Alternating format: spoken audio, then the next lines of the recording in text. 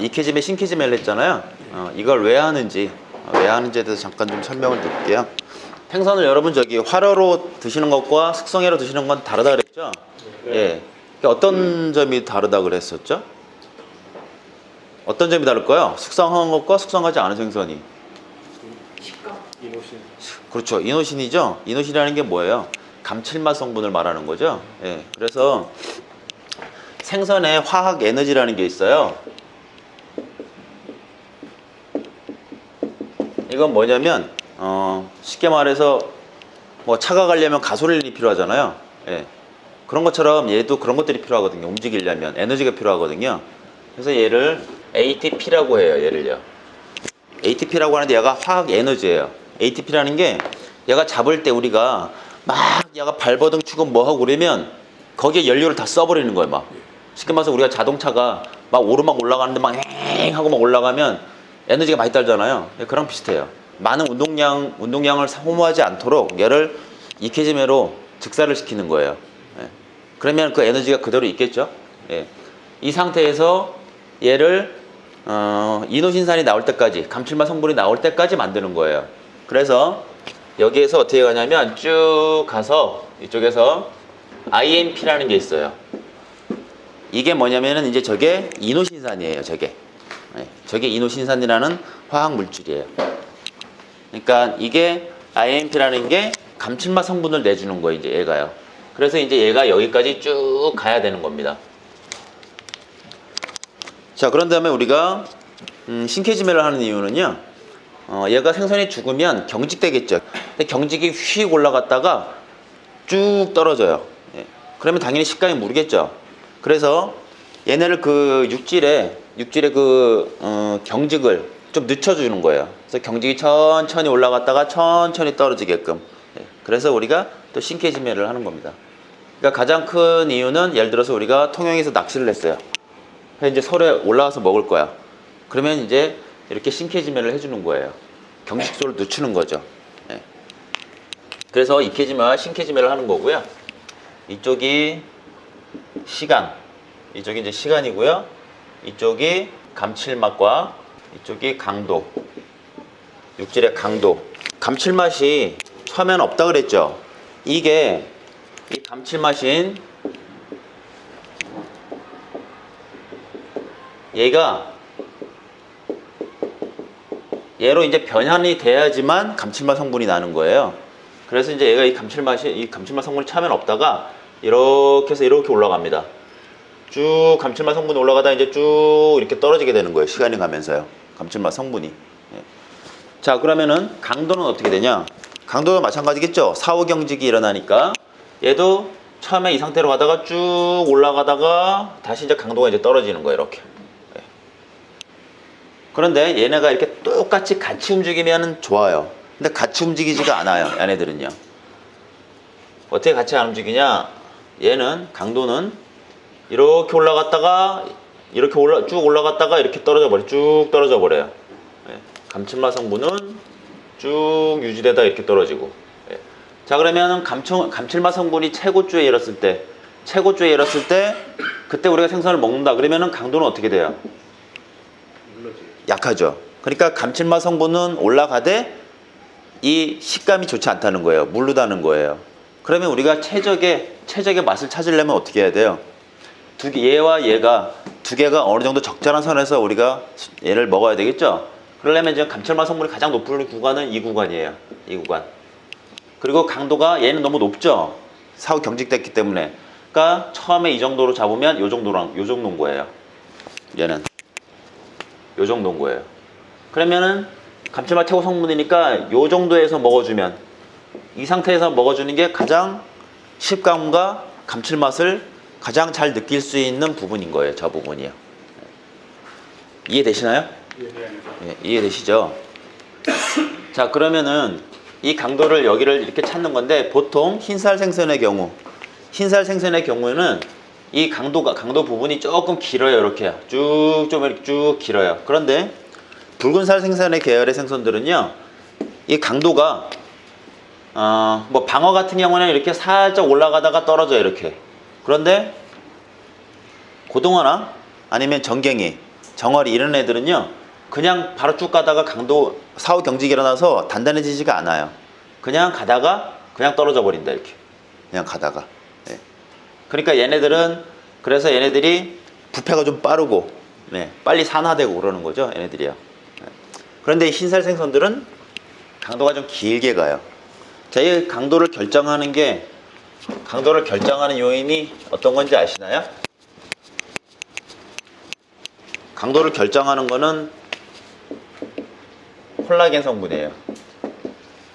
콜라겐이라고 많이 들어보셨죠? 네. 자, 이 콜라겐이 가장 높은 생선이 어떤 생선일까요? 가장 상위에 속하는 생선. 우리가 콜라겐이 단단한 생선이기 때문에 얇게 떠먹는 생선이 있죠. 그렇죠. 보고입니다. 보고. 그리고 제가 강도가 약한 생선, 아까 약하다 그랬죠. 쭉 그냥 내려간다 그랬죠. 정어리나 아니면 고등어 이런 것들. 예. 자, 그러면 이 보고는 콜라겐 성분이 높은 생선이고요. 고등어나 전갱이 얘네들은 콜라겐 성분이 낮은 애들이에요. 그래서 얘네들을 현미경으로 이 콜라겐 성분을 보면 정확히는 이 콜라겐이 V형 콜라겐이라고 그래요. V형 콜라겐이라고 하는데 뭐 우리가 거기까지는 뭐 그죠? 네. 어쨌든 자, 보고를 현미경으로 보면 이 콜라겐이 뭐냐면 세포와 세포를 잡고 있는 거예요. 세포와 세포를. 그래야 단단하겠죠. 세포와 세포 사이를 막 잡고 있어야. 그래서 이 보고 같은 경우에는 이 콜라겐이 막 이렇게 어지러워요. 막 이렇게 어지럽게 연결돼 있어요. 그런데 고등어나 정어리 이런 것들은 이렇게 많이 엉켜져 있지 않고 그냥 이렇게 엉켜 있어요. 이렇게. 그러니까 세포와 세포끼리 잡고 있는 콜라겐이 약하다는 거예요. 그래서 보고 같은 경우에는 이렇게 되고 고등어 같은 경우는 이렇게 돼요. 자, 대표적으로 이렇게 말씀드렸지만 자, 이렇게 된 경우는 거의 흰살 생선의 계열들은 다 이렇게 되는 거예요. 흰살 생선 계열 뭐가 있어요? 뭐 고등어, 광어, 도미, 농어, 뭐 이런 것들, 숭어 이런 것들은 이렇게 돼 있는 거예요. 그리고 뭐 고등어, 전갱이 뭐 이런 것들, 이런 것들은 얘네들이 약하게 이렇게 분포되어 있는 거고요. 그래서 보고 같은 경우에는 보통 풀어지는 게 한 24시간 정도 있다가 드시는 게 좋고요. 보고 같은 게 24시간. 흰살은 감칠맛 성분이 가장 올라갈 때가 한 15시간 정도 때. 그 다음에 붉은살 생선의 경우에는 한 10시간 이렇게 돼요. 감칠맛 성분이 최고조가 오를 때가. 자, 그런데 조금 전에 제가 말씀드렸죠. 감칠맛 성분은 올라가는데 강도도 같이 맞춰줘야 된다고. 생선의 육질의 강도도. 그럼 가장 좋은 시점, 생선의 강도와 그리고 생선의 감칠맛 성분이 가장 적절히 이루어지는 시간. 그 시간은 보통 흰살 같은 경우는 한 10시간 정도. 그리고 붉은살 같은 경우에는 5시간. 이때가 가장 먹기 편하다는 시간입니다. 이때가. 그래서 이 부분들을 여러분들이 찾는 거예요. 이 부분들을. 생선을 내가 숙성을 시켜놓고 내가 몇 시간까지는 무르지 않아. 그러니까 최대한 먹기 좋은 식감을 찾은 다음에 그런 다음에 숙성도를 찾는 거죠. 그러니까 어떤 거에 중심을 주냐에 따라 달라요. 나는 그래도 식감이 있는 게 좀 좋아. 그러면은 쭉 올라갔을 때 시점을 찾는 거고 그 대신에 감칠맛 성분은 많지 않더라 하더라도 감칠맛 성분이 많이 올라가지 않더라도 나는 요 정도의 강도가 좋아. 그럼 거기서 끊는 거예요. 그리고 나는 식감이 부드러운 게 좋아. 그리고 난 감칠맛 성분 있는 게 좋아. 그러면 강도는 좀 떨어지더라도 이노신산이 쭉 올라갔을 때 시점을 잡는 거예요. 본인이요. 그렇게 해서 내가 어떤 생선회를 손님들한테 대접할지를 생각을 하시면 되겠죠. 그래서 이제 만약에 회 먹을 땐 그러는 거고요. 만약에 초밥집이다. 그러면 초밥은 어떤 게 초밥이에요? 밥과 생선을 함께 먹는 게 초밥인 거죠. 그렇기 때문에 회로 먹을 때보다는 생선이 약간 좀 더 물러야 돼요. 왜 그럴까요? 왜 물러야 될까요? 그렇죠. 밥과 생선이 두 개가 어우러져야 되죠. 스시라는 거는 밥과 생선을 함께 먹는 거죠. 함께 먹는 거기 때문에 두 개가 어우러져야 됩니다. 그래서 밥알의 강도와 생선의 강도가 어느 정도 맞게 해주시는 거예요. 그래야지만 입안에서 잘 섞여요. 만약에 강도가 높은 상태에서 초밥을 지으면 몇 번 씹으면 밥은 넘어가 버리고 생선은 계속 씹어야 돼요. 그러니까 안 맞죠. 그리고 너무 물러버리면 생선은 입에 넣자마자 없어져 버리고 밥은 계속 씹어야 되고. 그러니까 초밥은 두 개를 맞춰주는 게 가장 이상적인 방법이에요. 그렇기 때문에 우리가 스시를 할 때 생선 자르는 방법도 다른 거예요. 예를 들어서 우리가 뭐 정갱이나 뭐 이런 것들 초밥을 만든다 그러면은 얘네들은 좀 도톰하게 써는 거예요. 왜 그러냐면 강도가 약하니까 밥알과 맞춰야 되기 때문에 도톰하게 써는 거고요. 흰살 생선 같은 경우는 좀 얇게 떠야 되겠죠. 밥알의 강도를 맞추는 거랑. 그래서 왜 초밥집 같은 데 가면 우리가 보면 칼집 같은 거 넣어주고 막 이러잖아요. 조리사들이. 그게 뭐 멋을 내려고 하는 부분도 있지만 멋을 있게 하는 부분도 있지만 강도를 맞춰주는 거예요. 칼집 몇 번을 내냐에 따라서 또 입안에서 또 식감이 또 달라지거든요. 예. 그렇게 해서 맞추시면 되는 겁니다. 보통 우리가 생선을 구별을 할 때 1도, 2도, 3도, 4도 이렇게 구분을 합니다. 이쪽에서부터 신선도를 얘기를 하는 거예요. 신선도. 1도가 가장 신선한 상태를 말하는 거예요. 그러면 뭐겠어요? 활화 상태를 얘기를 하는 거예요. 활화 상태를요. 예. 그럼 2도는 어떤 상태일까요? 예, 선화 상태를 말하는 거고요. 자, 3도의 상태는 회로 먹을 수 없어요. 모든 요리는 그 대신에 가능해요. 그러니까 구이, 뭐 찜, 뭐 이런 것들 익힌 음식은 모두 가능해요. 3도는요. 자, 그러면 여기 사이에 2.5도가 있다고 치면 자, 2도는 회로 먹기가 가장 좋은 상태, 3도는 회로는 못 먹지만 모든 요리가 가능한 상태예요. 자, 그럼 이 사이에 2.5도라는 게 있으면 얘는 회로 먹을 수 있을까요? 없을까요? 예, 먹을 수 있습니다. 바로 여기서는 초밥을 만들어야 돼요. 그래서 초밥이 2.5대 생선으로 만드는 게 가장 맛있어요. 말씀드린 것처럼 강도가 가장 비슷하다는 거예요. 그런데 이 2.5도의 기준은 다 다르겠죠, 생선마다. 흰살 생선, 붉은살 생선 기준이 다 다르겠죠. 자, 생선에 대해서 궁금한 점 있으신가요? 제가 듣기로 자연산하고 양식하고 숙성하는 기간 차이가 네, 차이가 있죠. 네, 어떤 자연산 같은 경우에는 활동량이 많잖아요. 그러니까 근육량이 아무래도 많겠죠. 예. 그리고 일반 양식 같은 경우에는 근육량이 좀 적고요. 예. 먹이도 다르고요. 예. 그리고 뭐 먹이 같은 건 양식이 많이 발전해서 뭐 많이 적합하게 준다고는 하지만 그래도 자연산을 따라갈 수는 없죠. 자연산이 더 탄탄하다고 봐야죠. 조금 더 시간이 더 경과된다고 봐야 되겠죠. 예. 양식이 발전한다 해도 자연산을 자연적으로 된 거를 그 맛을 따라가긴 좀 어렵겠죠. 예. 또 다른 거 없어요? 예.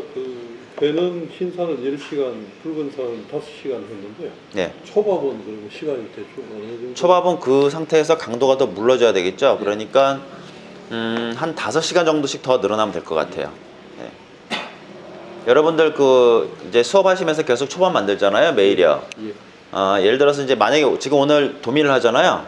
도미 반쪽이 아니고 4분의 1 쪽만 조금 놔두신 다음에 이거를 랩핑을 해서 냉장고에 넣어놨다가 내일 나오시면 이걸로 한번 초밥 한번 지어 드셔보세요. 오늘 초밥 지어 드신 거랑 하루 놔뒀다가 드신 거랑 맛이 다를 거예요. 내일 초밥을 지어보면 이게 훨씬 맛있을 거예요. 밥이 한 20도에서 25도 정도 됐을 때 그때 한번 수당한 걸 가지고 한번 초밥을 지어 드셔보세요. 네, 맛이 훨씬 다릅니다.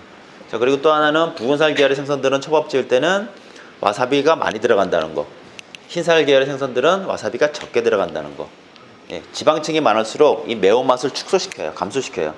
참다랑어 뱃살 뭐 이런 거 있죠. 그런 건 와사비를 많이 발라도 그렇게 매운 느낌을 받질 못해요. 근데 흰살 생선 같은 경우에는 많이 받죠. 예. 그리고 흰살 생선의 특징은 지금 말씀드린 것처럼 육질이 단단하고 그 다음에 생선 자체의 맛이 약해요. 그러니까 생선 자체의 향이 약하다는 거죠. 붉은살 같은 경우에는 육질이 약하고 생선 자체의 향이 강하고. 예. 그렇기 때문에 우리가 보통 생선 먹을 때 정설은 아니지만 그래도 우리가 진한 생선부터 먹진 않죠. 진한 걸 먹은 다음에 약한 걸 먹으면 맛이 잘 안 나겠죠. 그러니까 약한 거부터 차례 올라가는 겁니다. 그렇게 해서 드시는 거죠. 다른 궁금한 사항이 없으시면 이제 진행해 볼까요, 또요? 자, 이제 먼저 물로 우리가 한번 연습을 한번 해보고 그러고 할게요. 자, 이게 200cc가 필요해요, 물이요. 200cc면은 이 정도면 되거든요. 자, 그러면은 뿌리는 게 1번, 2번, 3번 이렇게 뿌리는 거예요. 자, 여기서 뿌려볼게요. 여기서 하나, 둘, 셋 했을 때 물이 없어야 돼요. 네, 3번 했을 때. 자, 이쪽에서 뿌리는데 찔끔찔끔 이렇게 뿌리시면 안 돼요. 네. 물 떨어지는 게 뭐 이렇게 떨어지면 안 되고 한 번에 이 상태에서 쭉 이렇게 가야 되는 거예요. 예.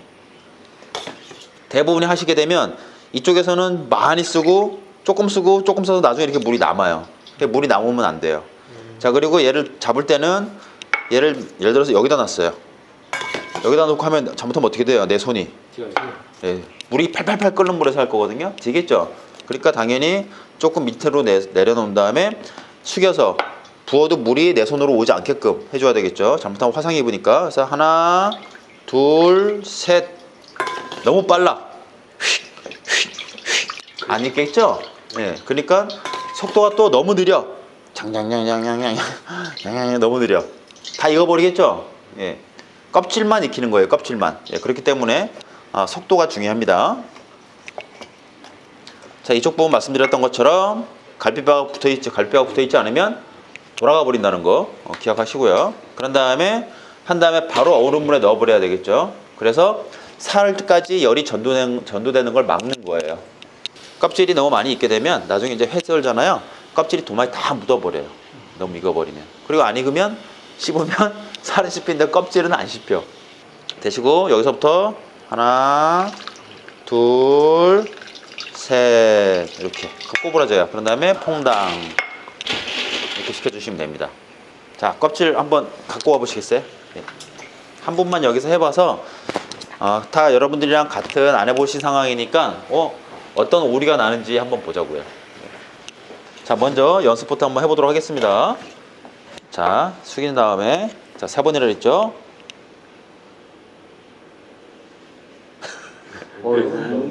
여기 지금 안 익어. 그렇죠? 예, 알겠습니다. 그렇죠. 봐, 이만큼 남았어 물이. 그럼 안 되는 거예요. 네.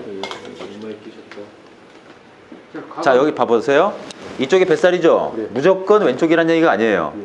등살 쪽부터 가는 거죠. 자, 다시.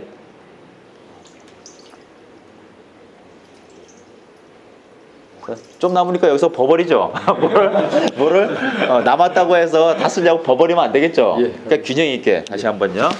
이게 안 된 상태에서 시작을 하시면 안 돼요. 예. 그래서 돼서 이 정도 오늘 됐다 그러면 이제 도전 시작하는 거예요. 하나, 둘, 여기 또 안 익었어. 셋.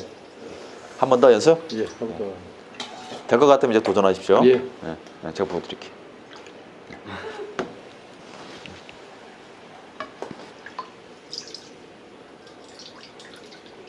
너무 느려.